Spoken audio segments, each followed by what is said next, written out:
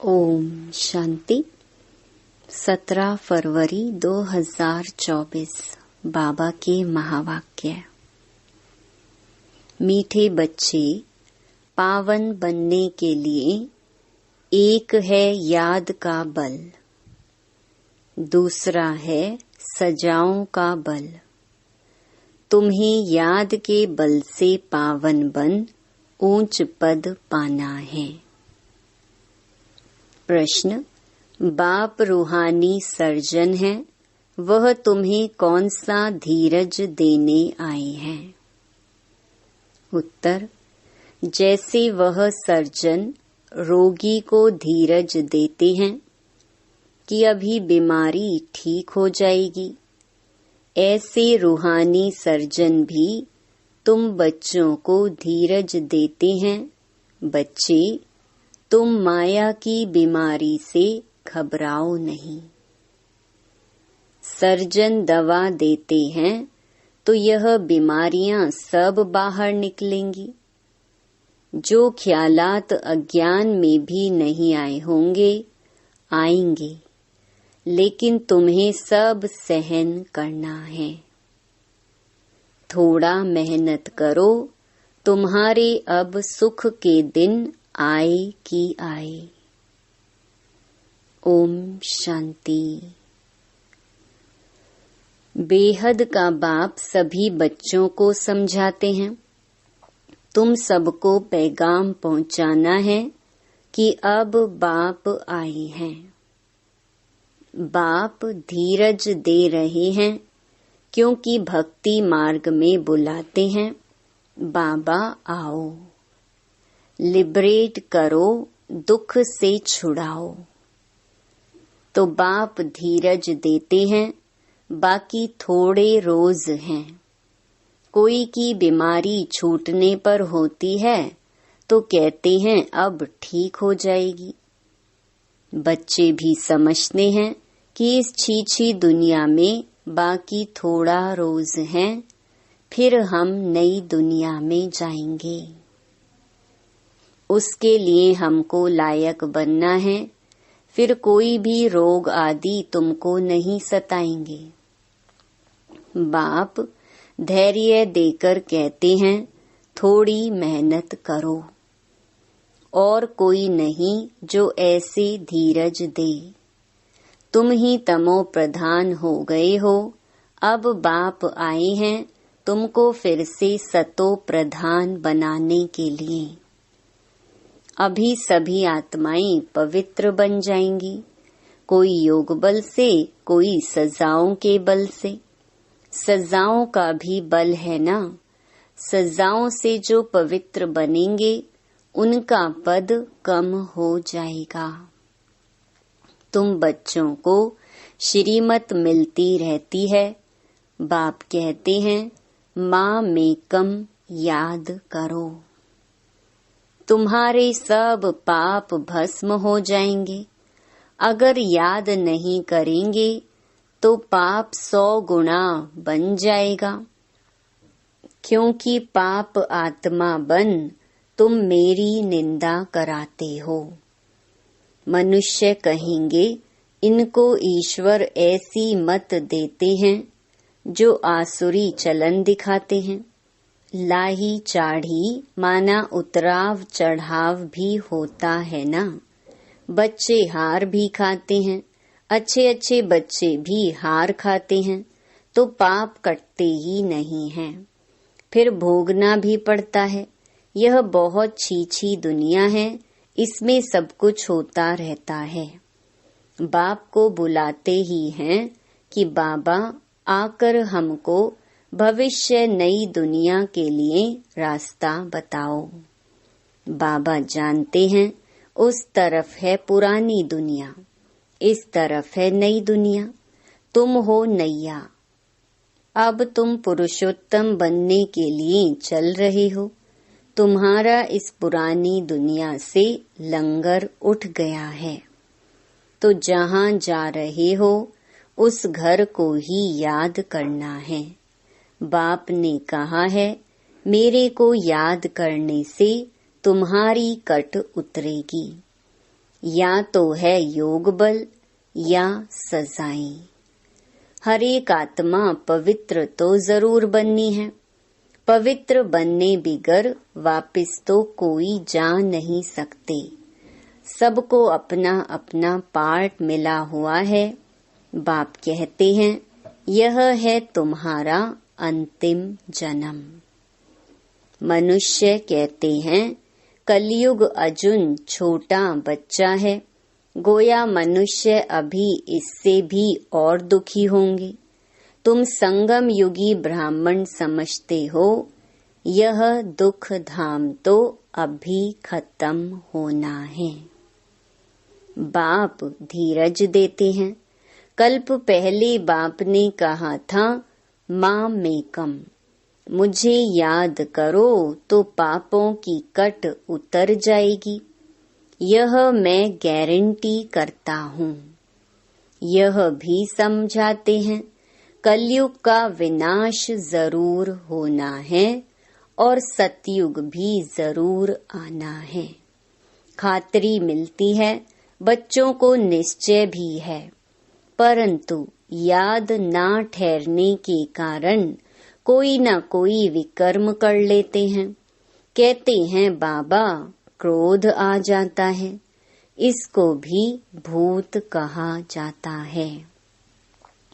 5 भूत दुख देते हैं इस रावण राज्य में। यह पिछाड़ी का हिसाब किताब भी चुकतू करना है। जिनको आगे कभी काम विकार नहीं सताता था, उनको भी बीमारी इमर्ज हो जाती है। कहते हैं आगे तो ऐसा विकल्प कभी नहीं आया, अब क्यों सताता है? यह ज्ञान है ना। ज्ञान सारी बीमारी को बाहर निकालता है। भक्ति सारी बीमारी को नहीं निकालती।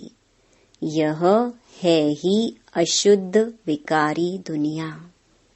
100% अशुद्धता है। 100% पतित से फिर 100% पावन होना है। 100% भ्रष्टाचारी से 100% पावन श्रेष्ठाचारी दुनिया बननी है। बाप कहते हैं मैं आया हूँ तुम बच्चों को शांति धाम सुख धाम ले चलने के लिए। तुम मुझे याद करो और सृष्टि चक्र को फिराओ। कोई भी विकर्म नहीं करो। जो गुण इन देवताओं में हैं, ऐसे गुण धारण करने हैं। बाबा कोई तकलीफ नहीं देते हैं। कोई कोई घरों में भी ईविल सोल होती हैं तो आग लगा देती हैं, नुकसान करती हैं। इस समय मनुष्य ही सब ईविल है ना। स्थूल में भी कर्म भोग होता है। आत्मा एक दो को दुख देती है शरीर द्वारा। शरीर नहीं है तो भी दुख देती है।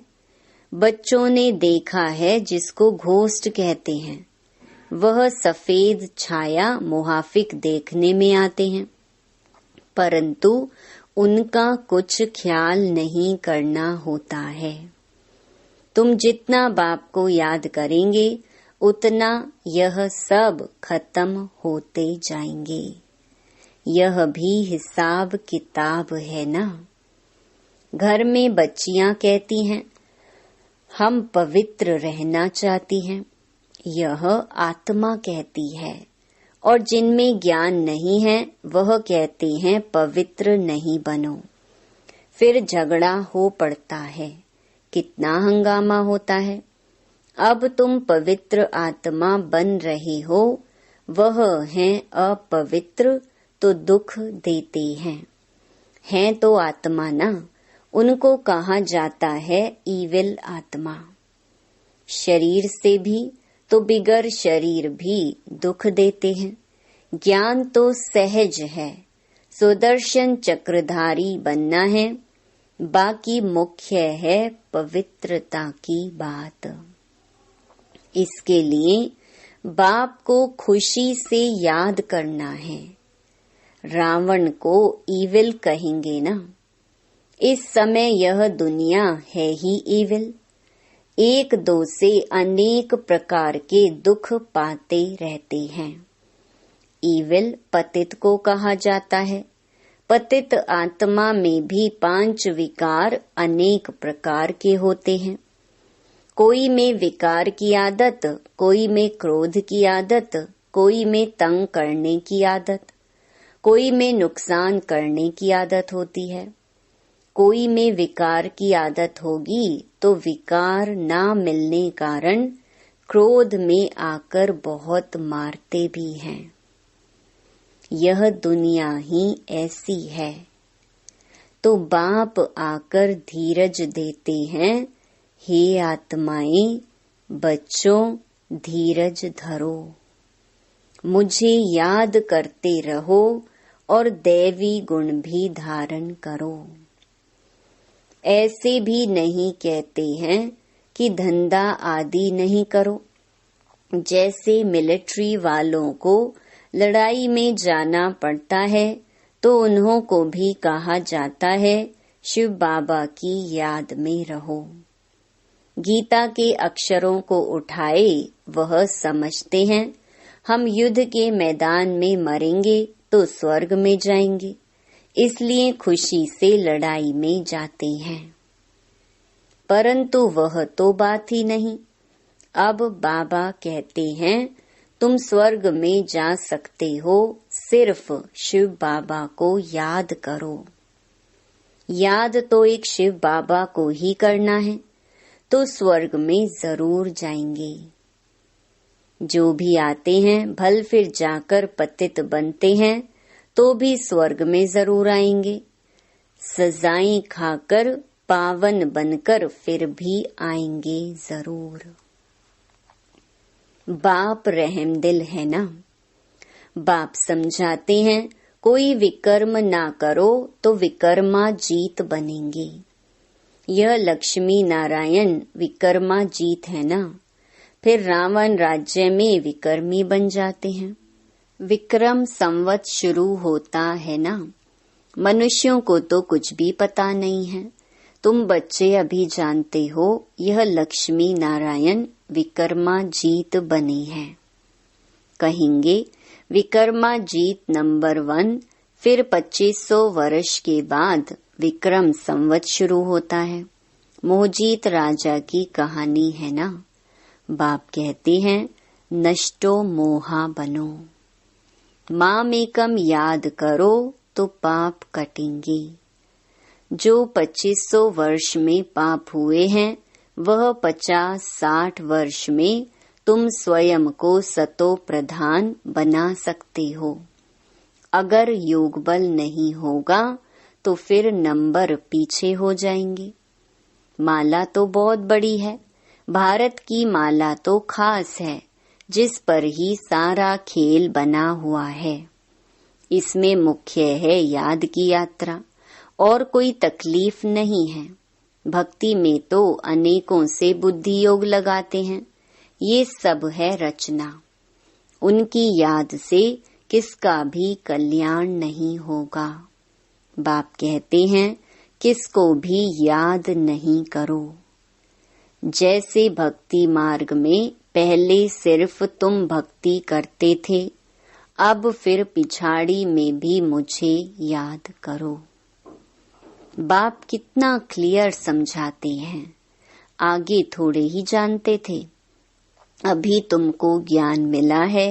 बाप कहते हैं और संग तोड़ एक संग जोड़ो तो योग अग्नि से तुम्हारे पाप भस्म हो जाएंगे। पाप तो बहुत करते आए हो, काम कटारी चलाते हो, एक दो को आदि मध्य अंत दुख देते आए हो। मूल बात है काम कटारी की। यह भी ड्रामा है ना। ऐसे भी नहीं कहेंगे ऐसा ड्रामा क्यों बना।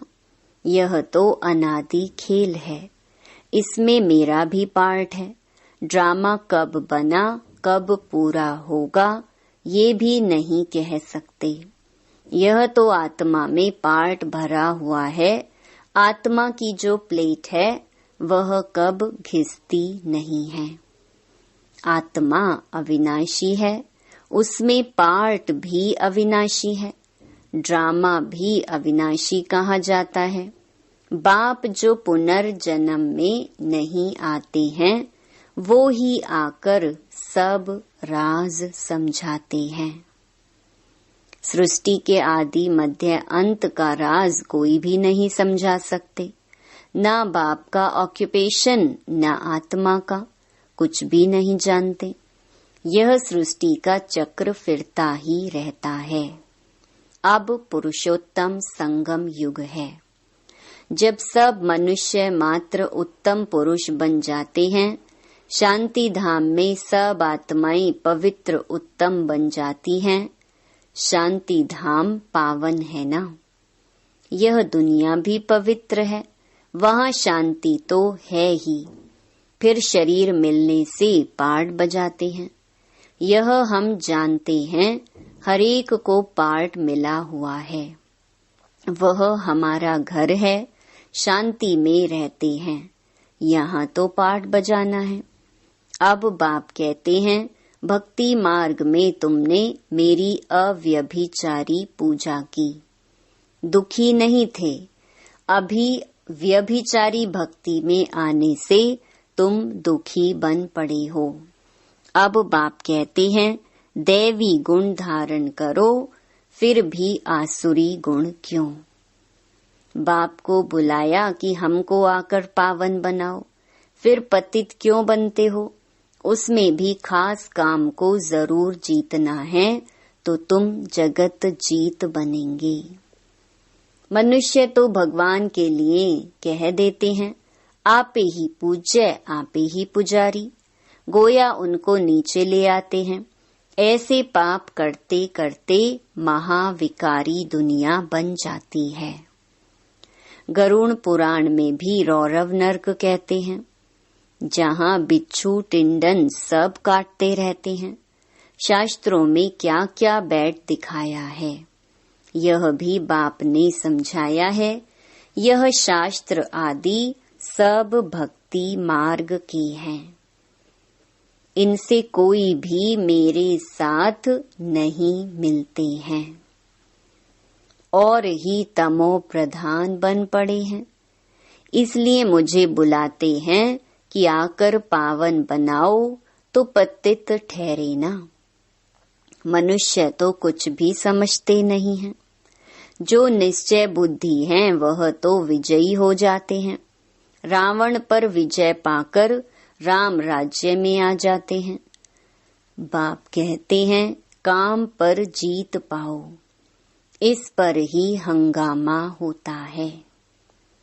गाते हैं, अमृत छोड़ विष क्यों खाते हो। अमृत नाम सुनकर समझते हैं गौ मुख से अमृत निकलता है। अरे, गंगा जल को थोड़े ही अमृत कहा जाता है।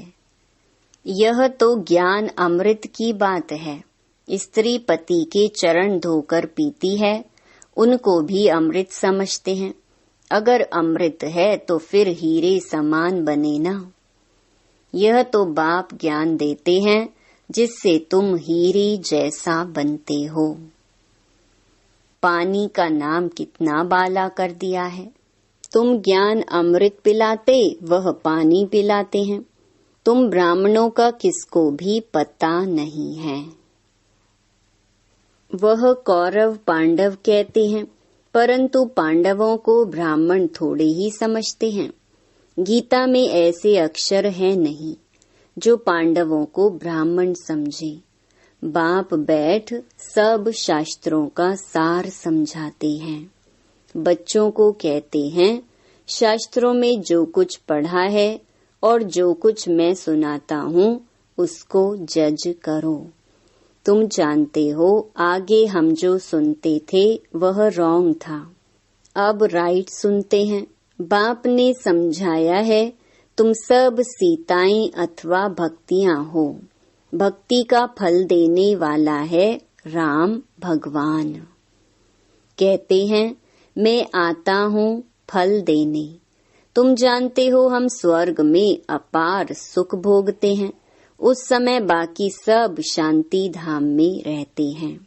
शांति तो मिलती है ना, वहाँ विश्व में सुख, शांति, पवित्रता सब कुछ है। तुम समझाते हो जबकि विश्व में एक धर्म था तब ही शांति थी, फिर भी समझते नहीं हैं। ठहरता कोई मुश्किल है, पिछाड़ी में बहुत आएंगे, जाएंगे कहाँ? यह एक ही हट्टी है। जैसे दुकानदार की चीज अच्छी होती है तो दाम एक होता है। यह तो शिव बाबा की हट्टी है, वह है निराकार। ब्रह्मा भी जरूर चाहिए। तुम कहलाते हो ब्रह्मा कुमार कुमारियां, शिव कुमारियां तो नहीं कहला सकते हो। ब्राह्मण भी जरूर चाहिए। ब्राह्मण बनने बिगर देवता कैसे बनेंगे? अच्छा, मीठे मीठे सिकिलधे बच्चों प्रति मात पिता बाप दादा का याद प्यार और गुड मॉर्निंग। रूहानी बाप की रूहानी बच्चों को नमस्ते। धारणा के लिए मुख्य सार। पहला, देवताओं जैसे गुण स्वयं में धारण करने हैं। अंदर जो भी इविल संस्कार हैं, क्रोध आदि की आदत है, उसे छोड़ना है। विकर्मा जीत बनना है, इसलिए अब कोई भी विकर्म नहीं करना है। दूसरा, हीरे समान श्रेष्ठ बनने के लिए ज्ञान अमृत पीना और पिलाना है। काम विकार पर संपूर्ण विजय पानी है। स्वयं को सतो प्रधान बनाना है। याद के बल से सब पुराने हिसाब किताब चुकतो करने हैं। वरदान, बुद्धि को मेरेपन के फेरे से निकाल, उलझनों से मुक्त रहने वाले न्यारे ट्रस्टी भव। जब बुद्धि कहाँ भी उलझन में आती है तो समझ लो जरूर कोई न कोई मेरापन है। जहाँ मेरा आया वहाँ बुद्धि का फेरा हुआ। गृहस्थी बनकर सोचने में गड़बड़ होती है, इसलिए बिल्कुल न्यारे और ट्रस्टी बन जाओ। ये मेरापन, मेरा नाम खराब होगा, मेरी ग्लानि होगी, ये सोचना ही उलझना है। फिर जितना सुलझाने की कोशिश करेंगे उतना उलझते जाएंगे। इसलिए ट्रस्टी बन इन उलझनों से मुक्त हो जाओ। भगवान के बच्चे कभी उलझनों में नहीं आ सकते।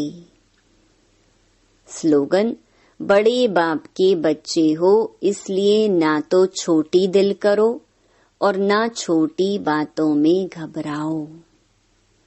ओम शांति।